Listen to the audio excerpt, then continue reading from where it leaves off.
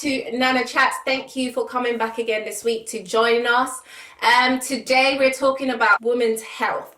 And we have Remi over here, who's a doctor who specialises in obstetrics and gynaecology. Obviously, I can't say it properly because I'm not one of them. She has an Instagram page and they talk about women's health and it's called Chatterbox. I will put the link below so you guys can go and have a look at it. It's really, really cool. I really enjoy reading the stuff on there. And so I thought, who better than to have to come on here and talk about women's health? Hi, everybody.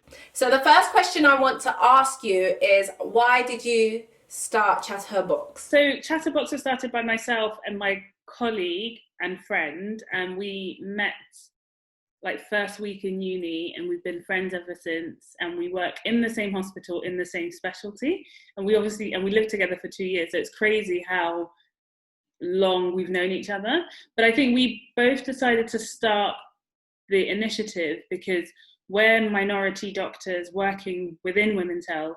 We work in the North, Central and East London area where a lot of patients are Black. And we've come across so many young women, older women, menopausal women who don't really have, I think, the right grip on what is women's health and what is normal for them. And then we often find when they present to hospital, maybe they present quite late or they present on time and they take the doctor's advice and they're not really involved in the decision making. It's not really shared. And then it just seems like there might be a lack of knowledge. And then obviously being Black and being Nigerian and growing up in the church, I know that exists because in our families, we never really discuss it. So it's like how best to educate women like us than to sort of reach them on a social media platform. And then the aim before coronavirus was to do face-to-face workshops and talks in churches and just to try and meet African and Caribbean women where they are, to give them the information that we feel will empower them to make right health decisions. And when they are in a consultation or deciding for surgery, they make a well-informed decision, and it's not something that's foisted upon them by a doctor. So that's how it came about. I absolutely love it. Love it. In your opinion, what would you say was the most important part of women's health? Oh, it's a lot. I guess it's different for different times of your life, if that makes sense. So if you're a young teenager who isn't sort of ready to have kids or anything like that, then I would think contraception and sort of sexual transmitted infections and things like that, that would be most important at that stage. If you're trying to have a baby and you've got things like PCOS, which we can talk about later, or endometriosis or period pain, like any of those things, and your fertility, that's more important. If you're postmenopausal, again, it would be handling the menopause, dealing with older age cancers, engaging in sort of screening programs and things like that. So I think it changes for the time in which you are. But yeah, it's definitely huge. But yeah, and if you're a pregnant woman, then your women's health for you at that point is all about having a healthy pregnancy, healthy delivery, healthy recovery afterwards. So yeah, it's definitely like broad. So my first topic that I wanted to kind of dive into was to do with vaginal discharge. Like, as you were saying earlier on, was like, especially people that look like us or in our community don't really talk about a lot of these topics. Yeah. And not to go into too much details, but I know growing up, vaginal discharge was completely what I know now and what I was told. It's not the same thing, basically.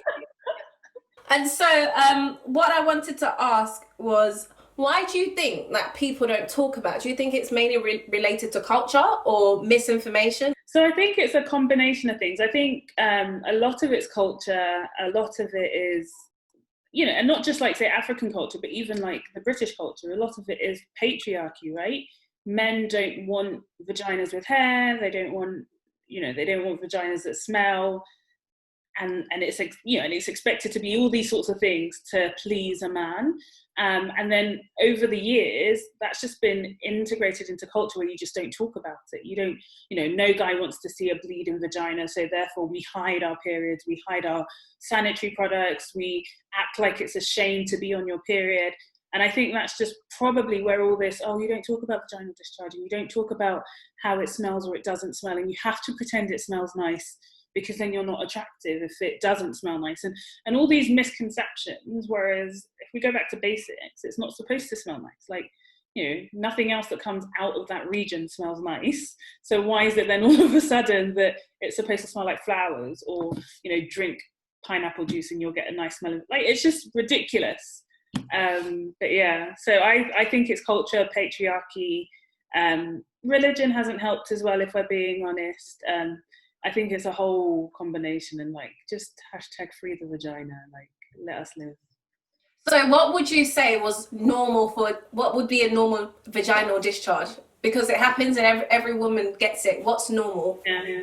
So I think normal vaginal discharge would be, it would change according to where you are in your cycle. So, you know, there are times where it's stickier, thicker, because it's not necessarily welcoming to sperm, and there are times where it's less thick.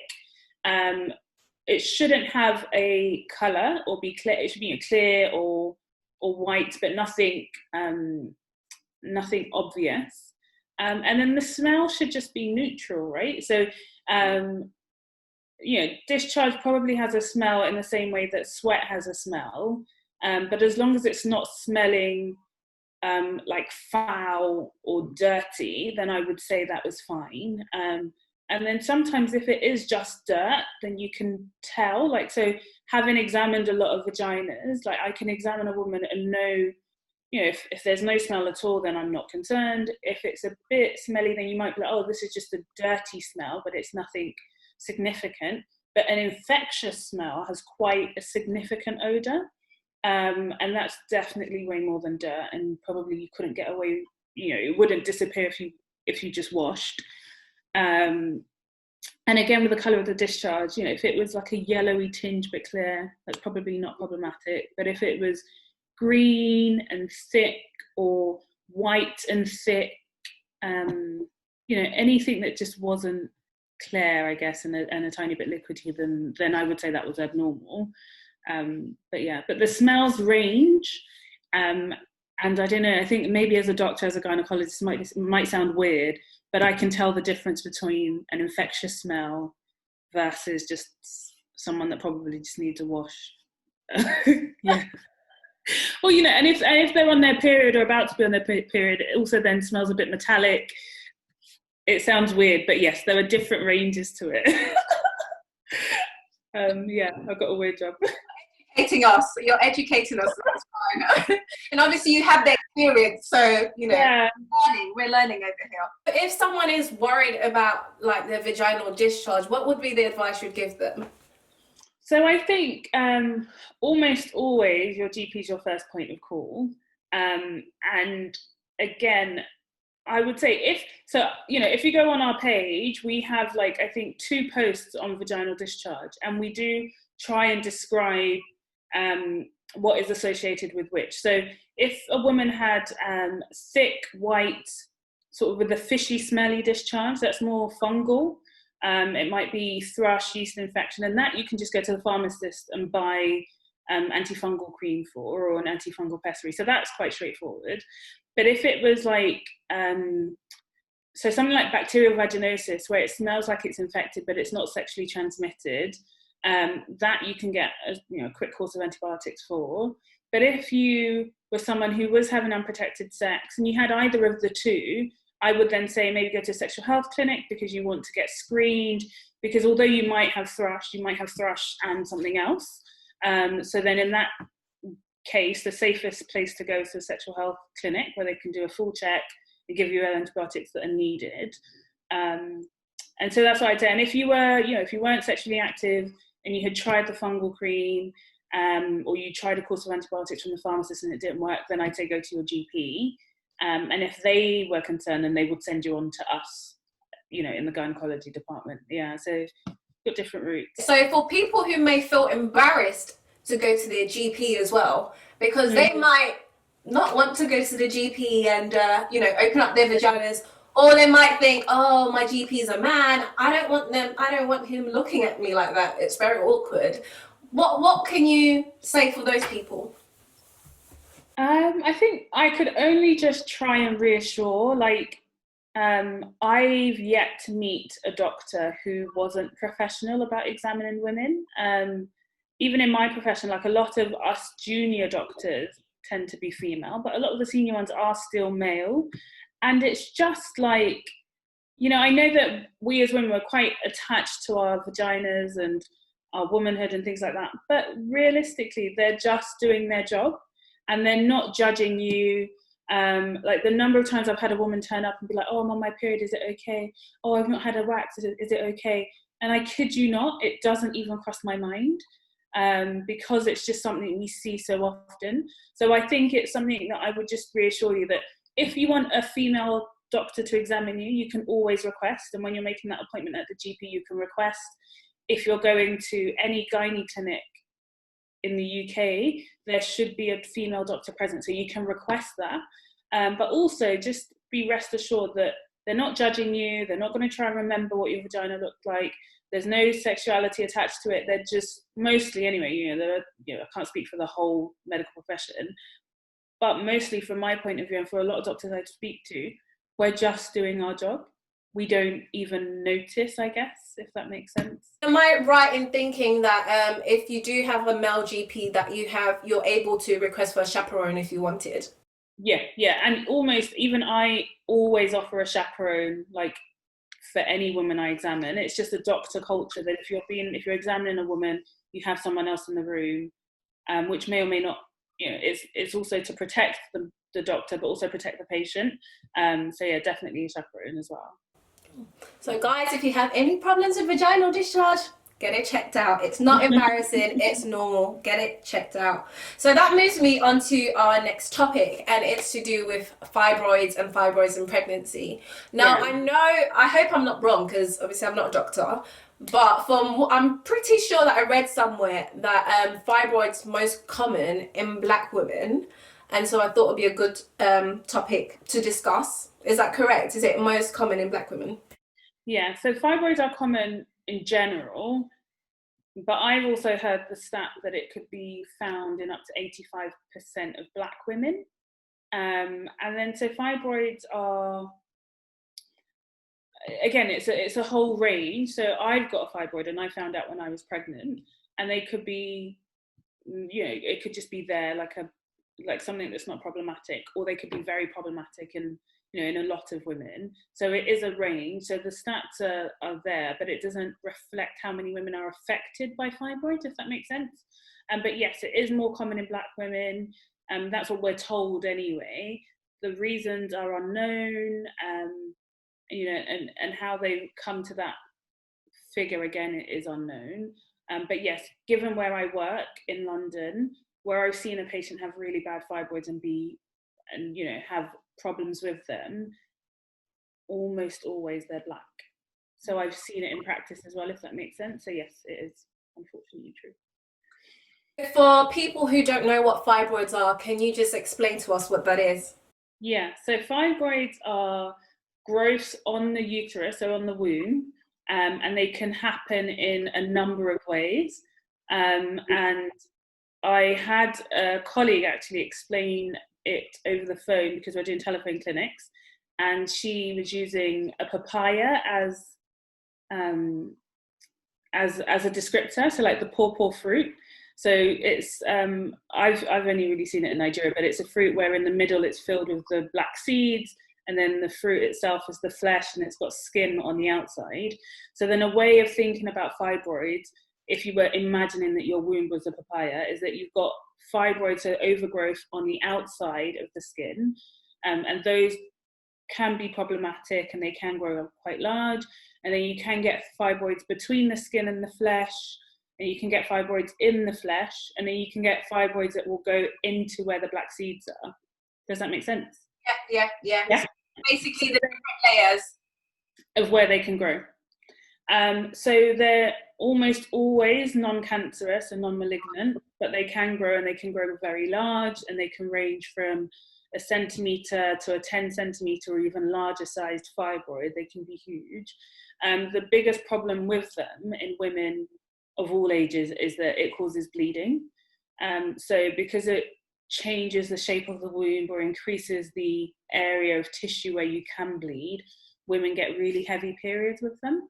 And then similarly, if a woman's trying to get pregnant and she has a fibroid that goes into the inner cavity, so where the black seeds of the papaya would be, then that could affect a pregnancy growing or implanting in that space.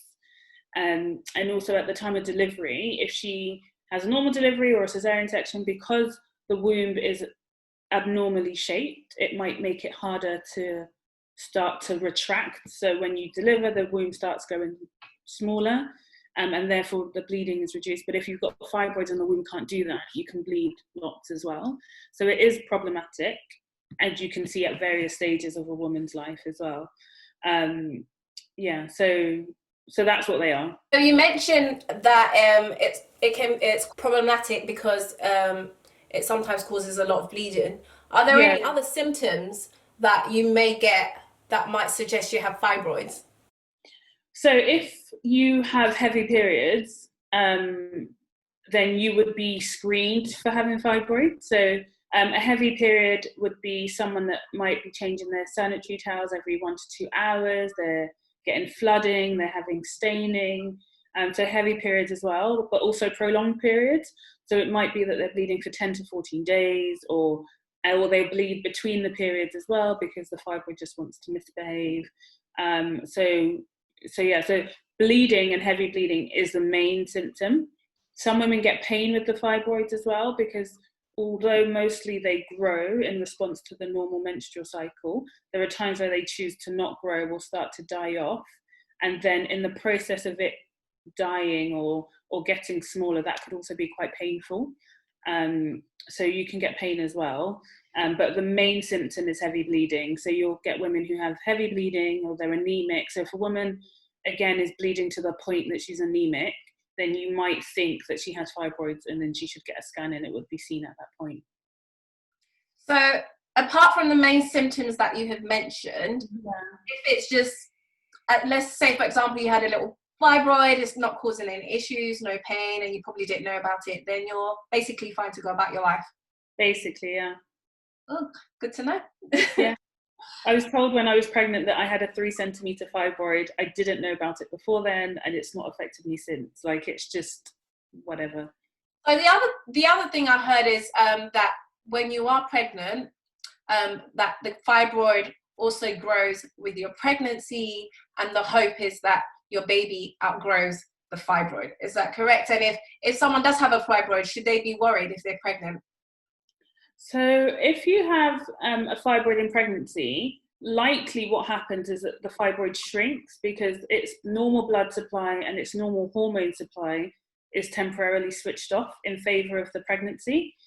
So if anything, they'll begin to reduce in size, and they can be quite painful in pregnancy. So a lot of women who might have a reducing fibroid in pregnancy will get a lot of pain with it. In terms of, does the baby need to outgrow it? Not particularly. And then the only other thing that it could cause is when if you remember when you were pregnant, they would probably be using a measuring tape over the tummy to try and size up baby. But if a woman has large fibroids, they can't do it that way. So then what they should do, I guess it's your right to request it if you're not comfortable that they're keeping an eye on baby's growth, is that you would have what we call growth scans. So at 28 weeks, 32 weeks, 36 weeks, they would scan you instead to monitor baby's growth, because the measuring tape isn't reliable. So that's the only other thing that it would change if your fibroids were significant. So I think, again, using myself as an example, the fibroid was small, but they kept measuring me quite large on my tummy. Because if you think 3 centimeters on top of, say, a normal baby size would make the baby look really big, I then had to have a couple of scans in the later trimester to make sure it was fine. But again, I was privileged enough to be an obstetrician, so I could request that. But it's just to be aware that if you do have fibroids, the better way to check baby's growth would be with a scan. So if you're pregnant and you do have fibroids and you're worried, you do have the right to request for a scan rather than being measured over your tummy. Over the tummy, yeah. See, we're getting some nuggets here, guys. So much today, actually. I knew a bit about these topics because I'm in the medical profession. Yeah. But yeah, I've learned quite a bit as well. Okay, so that's the end of the fibroid topic.